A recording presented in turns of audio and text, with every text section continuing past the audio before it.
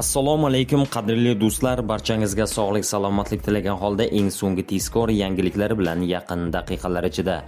OFK rasmiy saytida e'lon qilingan ma'lumotga ko'ra, Osiyo Chempionlar Ligasi musobaqalari doirasidagi Nasaf Al-Shorta uchrashuvi 9-fevral kuni Farg'ona shahridagi Istiqlol stadionida bo'lib o'tadi. Mazkur bahs o'zbekistonlik futbol muxlislari uchun katta qiziqish uyg'otmoqda. Qarshining Nasaf jamoasi ushbu muhim uchrashuvni Farg'onada o'tkazadi.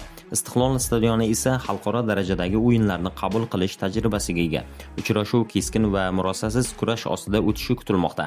Nasaf jamoasining muxlislari ko'magida ijobiy natija qayd etishni maqsad qilgan. Bizda hozircha shu ma'lumotlar, bizni kuzatishda davom eting.